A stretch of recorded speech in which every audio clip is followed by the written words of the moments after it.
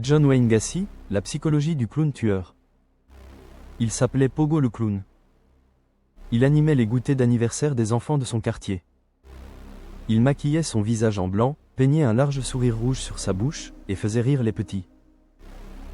Il s'appelait aussi John Wayne Gacy. Entrepreneur prospère. Conseiller municipal. Photographié avec la première dame Rosalynn Carter. Voisin apprécié. Membre actif de sa communauté. Et entre 1972 et 1978, dans le sous-sol de sa maison de Norwood Park, en banlieue de Chicago, il a violé et assassiné au moins 33 jeunes hommes et adolescents. Il les enterrait sous sa propre maison. Sa femme dormait au-dessus. L'affaire John Wayne Gacy est l'une des plus dérangeantes de toute la criminologie américaine.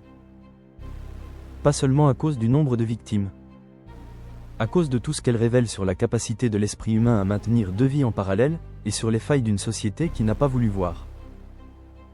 Dans cette vidéo, on va décortiquer la psychologie de John Wayne Gacy. Pour comprendre Gacy, il faut commencer par son père. John Stanley Gacy Sr., un homme alcoolique, autoritaire, violent. Pour lui, son fils était une déception permanente. Trop sensible. Trop féminin. Pas assez homme. Les humiliations sont quotidiennes. Le jeune John est traité de stupide, de mauviette, de pédé, un mot que son père utilise comme une accusation et une malédiction. Il est battu régulièrement avec une ceinture. Il subit des moqueries devant les invités. Sa mère, soumise, n'intervient pas. Cette dynamique père-fils va marquer toute la psychologie ultérieure de John Wayne Gacy. Deux mécanismes psychologiques fondamentaux se mettent en place. Premier mécanisme, la haine de soi. L'enfant intègre le message paternel. Il est ce que son père dit qu'il est, défectueux, anormal. Cette haine de soi se cristallise particulièrement autour de sa sexualité. Quand, à l'adolescence, Gacy commence à ressentir des attirances homosexuelles, il les vit comme la confirmation du diagnostic paternel. Comme une honte à dissimuler à tout prix.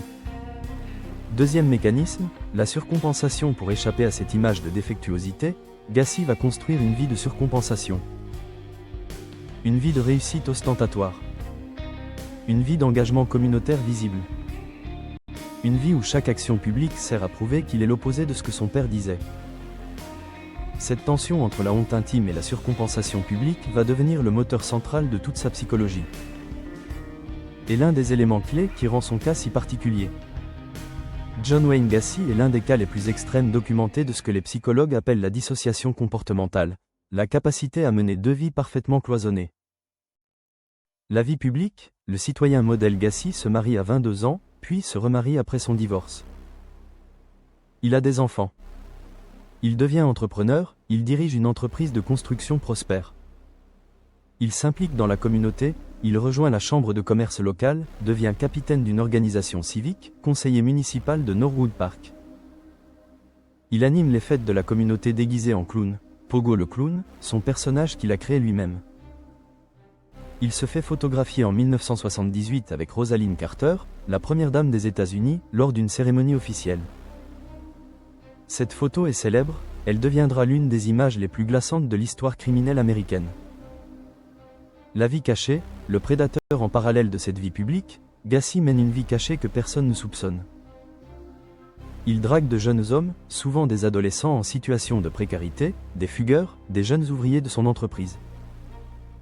Il leur propose du travail, de l'argent, parfois simplement un toit. Et il les emmène chez lui. Une fois dans sa maison, il les attaque, les viole, et les assassine. Il enterre les corps dans le vide sanitaire sous sa maison. Entre ces deux vies, aucune communication apparente. Sa femme, sa deuxième épouse Carol Hoff, ne se doute de rien pendant des années, malgré une odeur étrange qui émanait progressivement de la maison. Gacy expliquait cette odeur par l'humidité du sous-sol. La psychologie de la dissociation. Comment un être humain peut-il fonctionner ainsi pendant des années? Les psychiatres qui ont étudié Gacy après son arrestation identifient plusieurs mécanismes. Une capacité à se déconnecter émotionnellement de ses actes, il pouvait tuer puis rejoindre des amis pour dîner sans manifester aucun trouble visible. Une compartimentalisation mentale extrême, chaque vie avait son propre espace psychologique. et une absence presque totale d'empathie envers ses victimes, qu'il déshumanisait complètement dans son fonctionnement mental. L'efficacité de Gacy sur 6 années repose en grande partie sur sa stratégie de sélection des victimes, une stratégie qui dit énormément sur sa psychologie et sur la société américaine de l'époque. Ses victimes étaient presque toutes des jeunes hommes entre 14 et 21 ans. Beaucoup étaient des fugueurs. Certains étaient des jeunes hommes homosexuels en rupture avec leur famille dans une Amérique encore très intolérante. D'autres étaient des ouvriers temporaires qu'il employait dans son entreprise de construction. Une partie significative était constituée d'adolescents en situation de précarité économique. Pourquoi ce choix? Le choix de Gacy n'est pas aléatoire. Il suit une logique prédatrice documentée en criminologie. Premièrement, ces jeunes hommes correspondaient à ses fantasmes sexuels.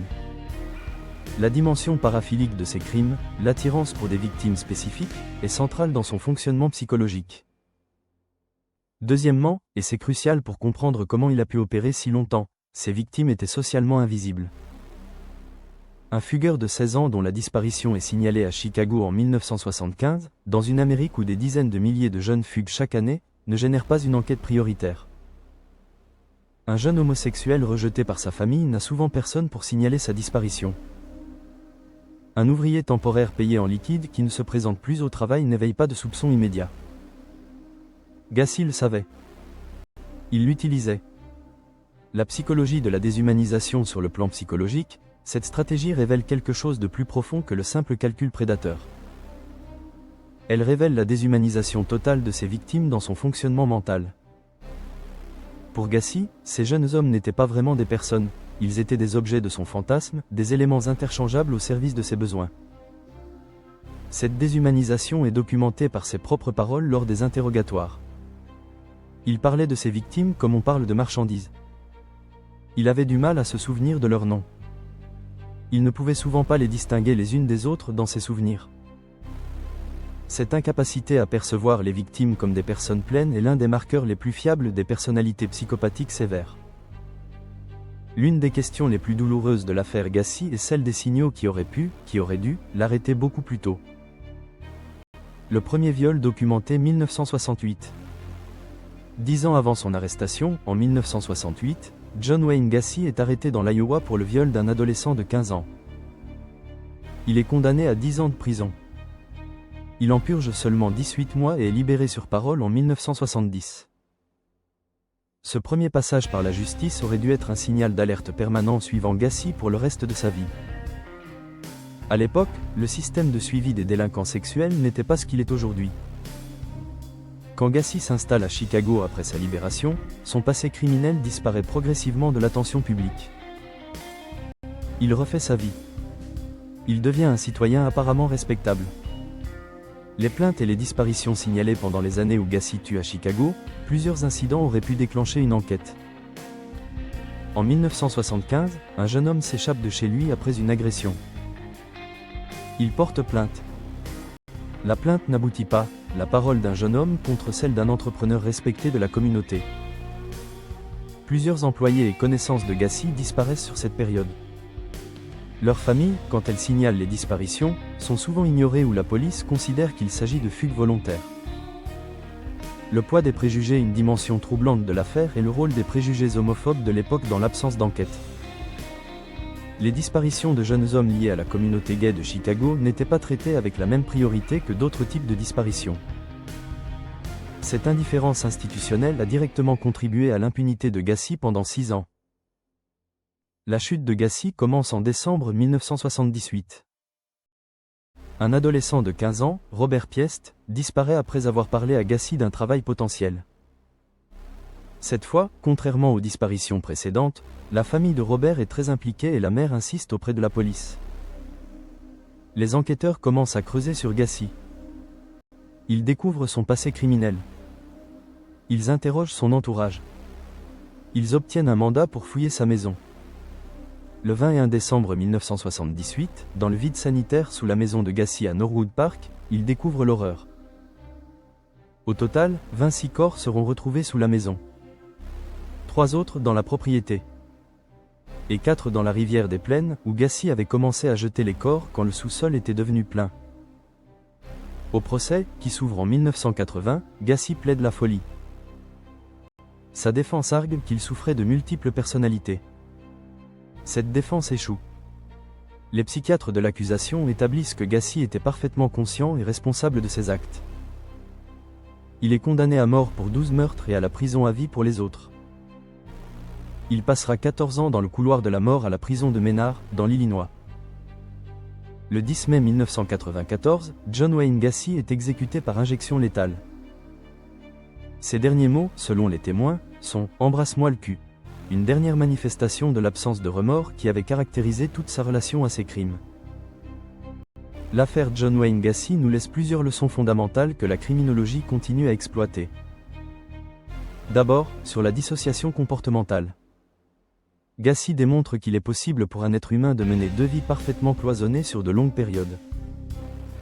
Cette capacité, présente à des degrés divers chez d'autres tueurs en série organisés comme Dennis Rader BTK, défie l'idée intuitive selon laquelle un tueur en série serait nécessairement visible dans son comportement quotidien. Ensuite, sur l'enfance et la honte. Gacy illustre comment la violence paternelle et la honte sexuelle imposée dans l'enfance peuvent se cristalliser en une psychologie où la transgression devient à la fois la reproduction du traumatisme et la revanche contre lui. Enfin, sur les victimes invisibles. Gacy a pu tuer 33 jeunes hommes parce que la société américaine de l'époque ne se préoccupait pas suffisamment des fugueurs, des jeunes homosexuels, des adolescents en marge. Cette indifférence institutionnelle est aussi une responsabilité. Ces 33 jeunes hommes méritaient de vivre. Ils méritaient d'être cherchés avec la même intensité que d'autres types de victimes. Et ils méritent aujourd'hui que leur nom soit prononcé plutôt que celui de leur bourreau. Si cette analyse vous a appris quelque chose sur la psychologie criminelle et sur les mécanismes de la dissociation, abonnez-vous. On continuera à explorer ces histoires et à donner leur place à ceux qu'on a oubliés derrière les chiffres.